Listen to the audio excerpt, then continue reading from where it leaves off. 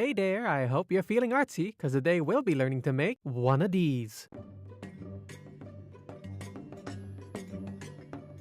The Venetian-styled mask. Perfect for costume parties or assembling your own group of masked weirdos. For this craft, you'll need PVA glue, a bottle of tap water, a small container, a small piece of cardboard, water paints, brushes, a palette, a roll of tape, a ruler, scissors, a penknife, a marker pen, a balloon, 4 pages of newspaper strips, and 1 page of A4 paper, shredded. But first things first, we gotta make our paper mache paste. Using the PVA glue's cap, add 2 caps worth of PVA glue and 6 caps worth of water.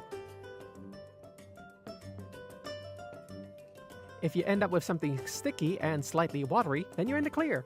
Next, inflate a balloon, and using the marker pen, draw out the rough measurements of your future mask. Don't worry if you drew too big, we can always fix it later.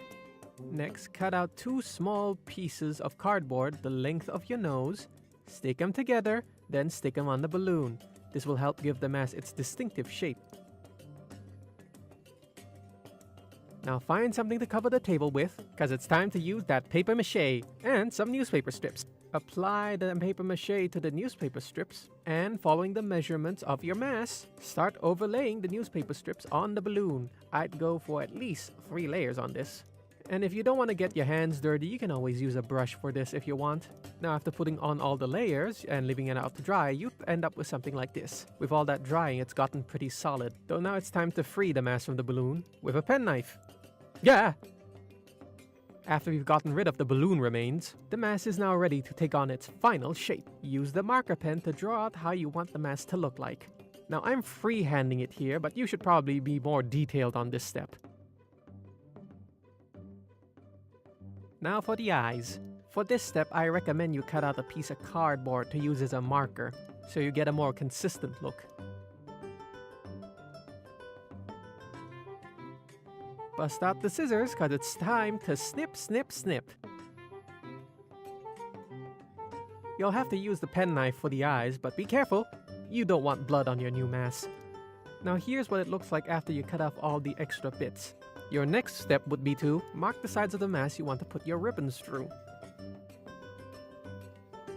After that, use your penknife to puncture these marks. I recommend you use the leftover cardboard as padding for the bottom. I'll just widen these markings with a pen, and now you have somewhere your ribbons can fit to. Paper mache the mask one last time, but this time use the A4 paper. This will harden it and help with the painting process.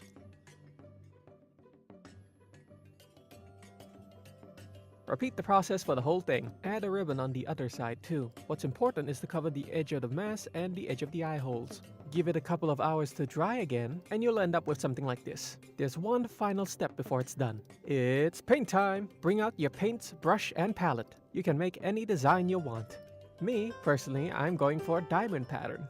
Again, I'm just freehanding this. If you want to be more detailed with your design, well, that's up to you. Let's get some nice red over here.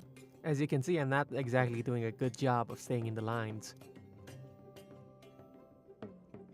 After you're done painting, leave it out to dry for a while and voila! You've got yourself a Venetian-style mask. You can design it any way you want.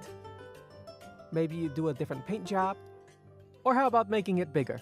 If you need to remember what we used to make this, here's a list! It all depends on your own imagination. So get creative. Tune in for more craftings, for more things to craft. Until then, I'll see you next time!